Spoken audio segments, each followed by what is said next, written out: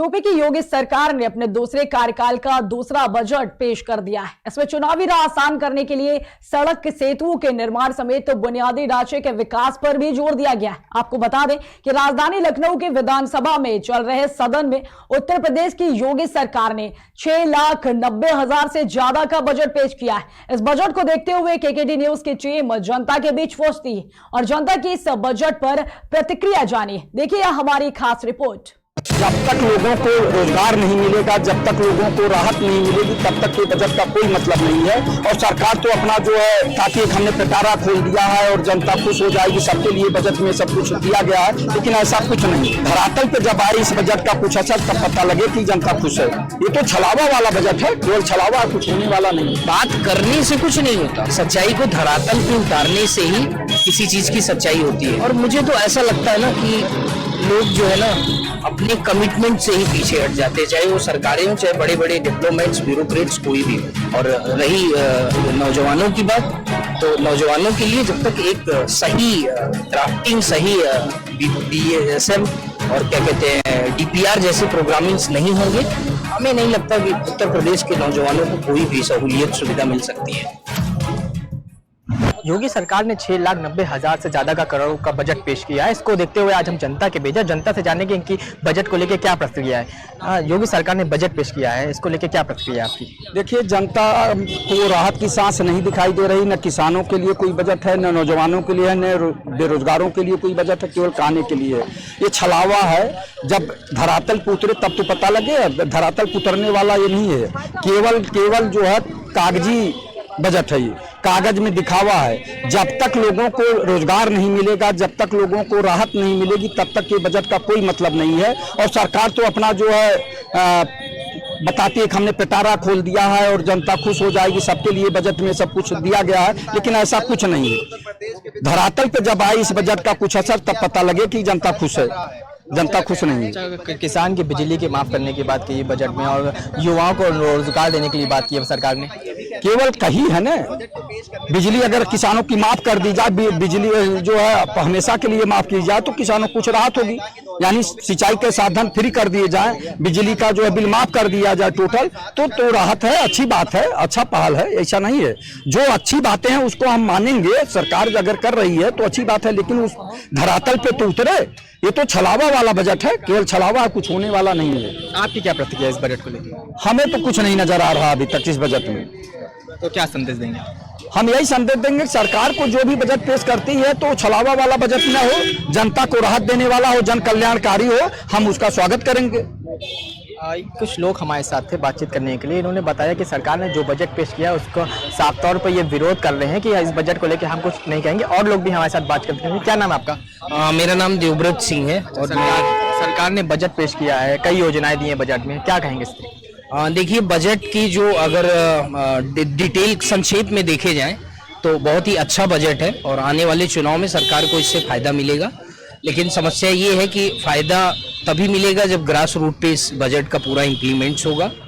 और अगर इसमें सरकार नाकाम होती है तो मुझे नहीं लगता इसमें किसी तरह का फायदा होगा। स्टूडेंट के लिए बजट काफ़ी अच्छा है। और बात कर लीजिए रोजगार देने की सरकार ने बात करी, 40,000 लगभग रोजगार देने की इस बजट में बात हुई। इसको किस तरीके से देखेंगे आप? देखिए सर, बात तो अब मैं क्या बताऊं, या तो मैं अपना सर पीटूं या तो किसी और का। बात करने से कुछ नहीं होता, जमीन को, सच्चाई को धरातल पे उतारने से ही किसी चीज की सच्चाई होती है। और मुझे तो ऐसा लगता है ना कि लोग जो है ना अपने कमिटमेंट से ही पीछे हट जाते, चाहे वो सरकारें हो, चाहे बड़े बड़े डिप्लोमेट्स, ब्यूरोक्रेट्स, कोई भी हो।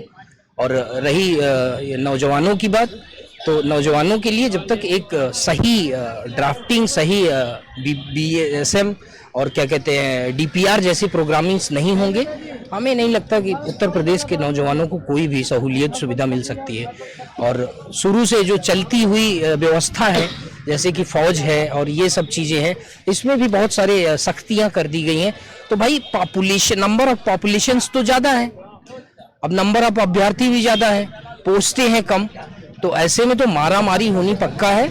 ऐसे में सरकार को चाहिए कि कोई इसका तगड़ा एक्सपेंशन करे और सारी इंडस्ट्रीज को पूरी तरह से दसों कदम, दसों पाँव हाथ सारे खोल के सबको रोजगार प्रोवाइड करे और उद्यमियों को पैदा करे। सरकार ने जो इन्वेस्टर समिट की थी उससे भी काफ़ी ज़्यादा बूस्ट मिलने की संभावनाएं हैं। लेकिन बात यही है कि चीज़ों को कितने लेवल तक ग्रास रूट पे इम्प्लीमेंट किया जा सकता है, इसी हिसाब से बजट का फ़ायदा होगा। बाकी तो मैंने हर विभागों में देखा है, थोड़ा बहुत बढ़ा चढ़ा के बजटों को पेश किया गया है। किसानों के लिए भी सेम बजट है, मुझे लगता है बजट में कटौती हुई है। तो जो रीढ़ की हड्डी है प्रदेश का, हमारा किसान भाई, युवा नौजवान, उन लोगों के साथ जस्टिस होना चाहिए, यही है। बाकी मेरी योगी सरकार को शुभकामनाएं हैं। सरकार को इस बजट में 10 में से 10 कितने नंबर देंगे आप? 10 में से अगर देना होगा तो मैं 6 नंबर दूंगा। ऐसा क्यों 6 नंबर क्यों देंगे? क्योंकि भाई कोई चीज आंखों से दिखनी चाहिए। सरकार ने तो उधारी कर करके सड़कें तो बना दी हैं, वो अपने क्या कहते हैं इसको, तरक्की के कमिटमेंट में जोड़ रहे हैं। लेकिन भाई सड़कें तो बन गई हैं, लेकिन क्या सड़कों से किसी को रोजगार मिलता है? सड़कों के साथ साथ एक अच्छा इंफ्रास्ट्रक्चर भी तैयार करना पड़ेगा, और किसी भी इंफ्रास्ट्रक्चर को तैयार करके बिजनेस पॉलिसीज उसमें ना देखी जाए कि किसी उद्यमी को फायदा केवल पहुंचाया जाए, वो जनता के लिए चीजें बनाई जाए। तो सरकार जो इस दिशा में अग्रसर कदम ले रही है, मुझे लगता है कि उसमें मैक्सिमम पब्लिक्स का फायदा होगा, तभी इस चीज को ज्यादा रिगार्ड। 2024 का चुनाव भी आ रहा है, उसको पे सरकार काम करने के लिए वादे कर दी, इसको क्या कहेंगे आप? देखिए 24 का चुनाव आ रहा है और पार्टीज भी बहुत जोरों शोरों से अपनी तैयारियां कर रही हैं। कभी बूथ सशक्तिकरण, कभी यूथ सशक्तिकरण, इस तरह के बहुत सारे प्रोग्राम्स पार्टियों की तरफ से निकाले जा रहे हैं। लेकिन विपक्ष ने भी इस बार मुझे लगता है ना, एंटी इनकम्पेटेंसी जो है, जैसे कि कांग्रेस की किसी टाइम पे एंटी इनकम्पेटेंसी थी, उस हिसाब से मुझे लगता है कि 2024 के चुनाव में कंट्री लेवल पे इनकम्पेटेंसी देखने को मिलेगी। और अगर देश की राजनीति को साधा जाए तो भाई लेफ्ट विंग और राइट विंग दोनों में भी आपस के झगड़े चलते ही रहते हैं, दोनों अपने आप को प्रूफ करने में लगे रहते हैं। और बीच में अरविंद केजरीवाल जी भी आ गए हैं, तो ऐसे में नज़ारा बड़ा दिलचस्प होगा। अब देखा जा सकता है कि जो लॉबीकरण हो रही है उसमें नीतीश जी का क्या रोल रहता है, ममता जी का क्या रोल रहता है, और उधर उद्धव ठाकरे का क्या रोल रहता है। तो ये सभी जो एक तरफा गुट इस बार तो ये लोग नहीं बनाएंगे, अपने पार्टी के इंडिविजुअल्स लड़ेंगे। क्योंकि मैंने देखा है कि पूरे भारत देश में मैक्सिमम जो गवर्नमेंट्स हैं वो एंटी लेफ्ट विंग सरकार से ही है। तो बीजेपी की तो केवल मेजोरिटी प्रदेशों में है, बड़े प्रदेशों में है इनकी सरकारें, तो ऐसे में तगड़ा टक्कर होने वाला आपने है। अरविंद केजरीवाल की बात करी, दिल्ली में उनका प्रत्याशी मेयर पद से जीता हुआ है, उसमें 10 में से कितने नंबर आप दिल्ली सरकार को देंगे, अरविंद केजरीवाल को देंगे?